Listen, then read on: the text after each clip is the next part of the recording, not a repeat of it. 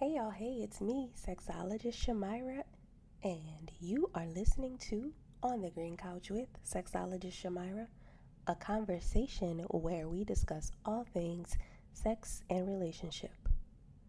Let's get into this topic. So, I was on My Vulva and Me a while ago with Brittany Mitchell of the Intimacy Firm, and we were talking about what it means to be a black woman. In this conversation, I want to share what I mentioned to Brittany and the other panelists and all of the viewers who were watching on what I thought it meant to be a black woman. But also, I want to talk about what it means to be a black woman and what that means in terms of pleasure as a black woman, right? So I'll be discussing that, what it means to be a black woman. I'll be discussing how that relates to pleasure and sexual repression. So I'll start with what I told Brittany.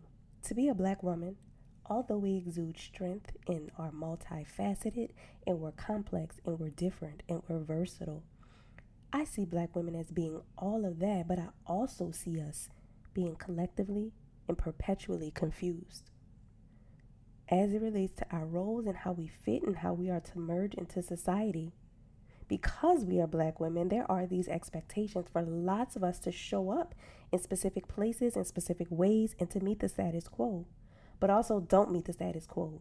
It's to be proud of who you are, but not too proud because you've got to be humble. So where do we exist on the spectrum? It's to be constantly trying to figure out what our identities are at any given time and to embrace all of those, but also not to embrace them at the same time. So to be in a state of confusion, to be mad and to be happy and to be sad and to embrace all of these emotions on the spectrum. I think all of that is what exudes and how we exude our blackness as women. So again, to me, y'all, it sounds like to be a black woman, it's to be perpetually confused. Because, of course, if you're anything like me, we grow up and black women are told how we're supposed to show up and what we're supposed to do as women, and we're supposed to give so much of ourselves, right? So we are socialized to give and to show up because as women, we have to make sure that we're seen and not heard, and we're cooking and cleaning, and most importantly, we're doing all of the things that a man who chooses us will want to see his wife or his woman doing. So we're socialized to speak up but not to be loud when we talk, and to give and not to expect to receive in return. And we wonder why we're so closed off to pleasure, right? Many of us don't even think we deserve pleasure. And why is that? Because we have been so conditioned and closed off to feeling good. It's almost like we've always got to be providing for something or doing something for someone or providing for someone. Many of us are always grinding and focusing on our goals. So we're not always taking the time out to focus on ourselves. It's always or usually, how do I show up for this other person? We're turned into the ultimate people pleasers. We forget that it's okay for us to experience pleasure as well. And most importantly, y'all, it's okay for people to please us. So if you're sitting back and you're listening to this and you're thinking, wow, that sounds a bit like me, but what do you mean, Shamyra, when you say pleasure? So, you know how you might have a long day at work and you're thinking about getting home and filling up your bathtub with some steaming hot water that's probably made with fire, because my husband says that I take baths with fire, and I've seen so many posts and memes on social media that illustrate that women's showers and bath water is so hot. But you know that water where you're thinking about, I can't wait to just go do that, right? And you get home and you're finally able to do it, and you go and you take your bath and you take your shower, and it's everything you thought of while you were home. It's steamy and hot and your sinuses are opening up and you can breathe, but you get out and you're putting on your favorite moisturizers. Moisturizing has been one of my ultimate pleasures lately. Yesterday I actually went out and brought some of my favorite eye creams and moisturizers. And no, I didn't spend $72,000 on eye creams because that's what they seem to cost these days. But I did buy some of my favorites, and I've been using a body butter that I am really, really, really proud of lately, and it smells amazing. But I digress. Let's get back to the point. So that's pleasure, right? Basically, doing things that satisfy you, doing things that make you want to talk about it. Like I just talked about this moisturizers and these body butters because it feels good to you. It might mean go and get your favorite piece of cake or eating some ice cream by yourself, right? But then we got to think, oh crap, I got to cook for these kids, or I got to make sure my husband and my family has dinner. I have to make sure I'm cleaning, or I have to work, or I have to do other things. And so sometimes we put our pleasure to the side, right? Right? We're so focused on giving that sometimes we don't focus on receiving. It's so hard for some of you to just sit back and receive and allow yourself to be vulnerable in a space to receive. Because the messages we get are that we are supposed to be givers, givers, givers, givers, right? So let's talk about it, right? So pleasure and allowing yourself to receive pleasure, giving is also self-care, but receiving pleasure, that's self-care. And if we're talking about receiving pleasure, especially sexual pleasure, you have to be open to receive. And many of us aren't open to receiving, right? So it sounds like this. Hey, Shamyra, I'd like to make an appointment with you to come sit on the green couch. And then you get on the green couch and we start talking about intimacy and we start talking about pleasure. And then I ask you, I say, what does pleasure look like in your life? And you say, well, I like to watch TV. I'll binge watch some Netflix, and that's great if that's pleasure. And then I might ask, what about sexual pleasure? Do you orgasm?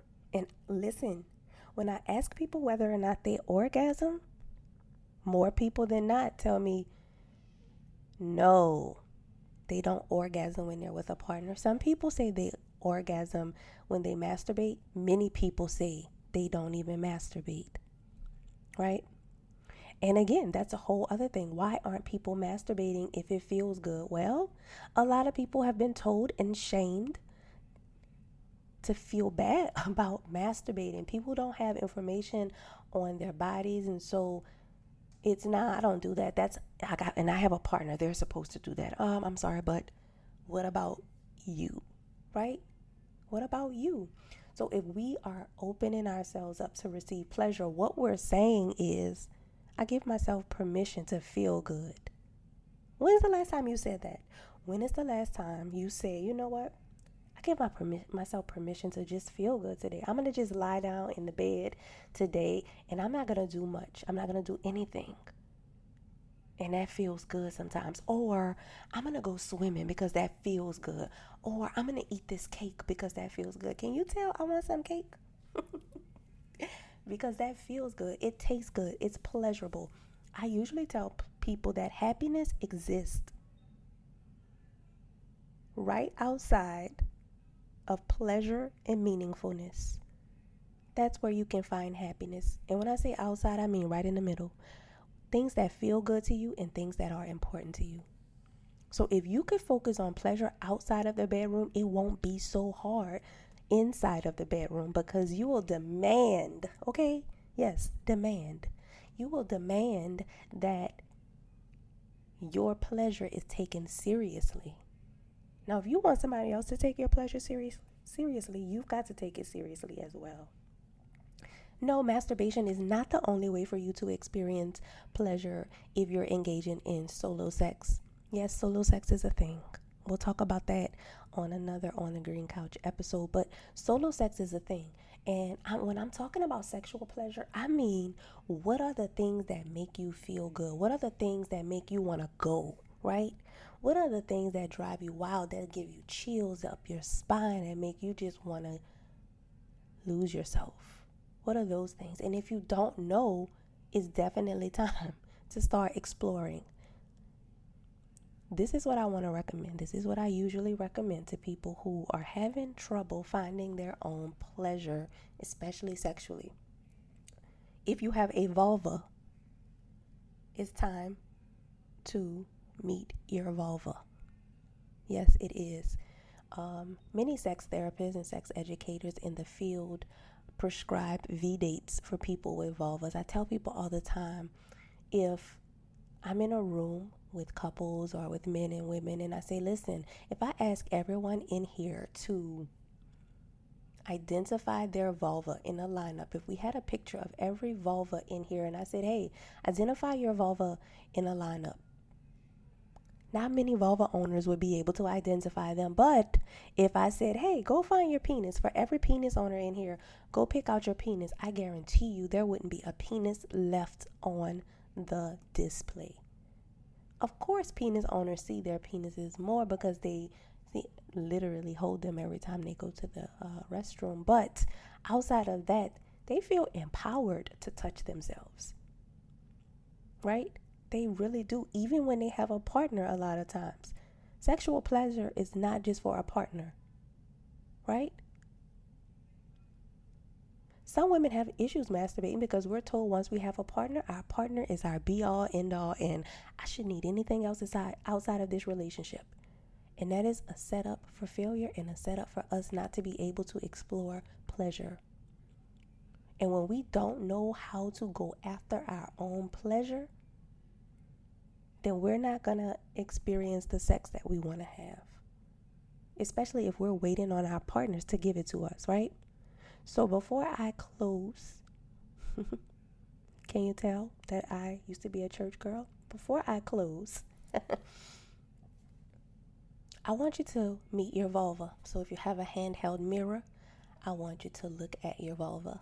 I want you to touch yourself, not for just pleasure, but just to see and feel the different textures, to feel the temperature, put different pressure there, and really just become curious about your labia. Your outer labia is going to feel much different from your inner labia.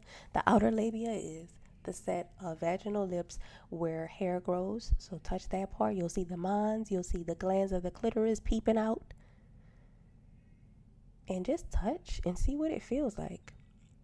And then I want you to think about masturbating. Yes, absolutely. If that's your thing, or if not, touch yourself. If you want more information on how to touch yourself, Afrosexology has a workbook called Solo Sex. If you want to get more information on V-dates and your vulva and your sexual desire, we'll talk about that more on the Green Couch. But you can always read Come As You Are by Emily Nagoski. And don't forget to use your mouth if you have a partner. It's one way that we can close the pleasure gap that exists between heterosexual men and women. If you're not familiar, there was some research done that says that closer to 98% of heterosexual men orgasm almost every time they have sex. And about 65% of heterosexual women orgasm every time they have sex. Do you see the gap there? Women are orgasming significantly less than their partners. One way to close this gap is to become familiar with your own sexual pleasure and to demand that your partner knows how to please you as well. Until next time, y'all, this is Sexologist Shamyra, and you are on the Green Couch with Sexologist Shamyra. Bye, y'all. Bye.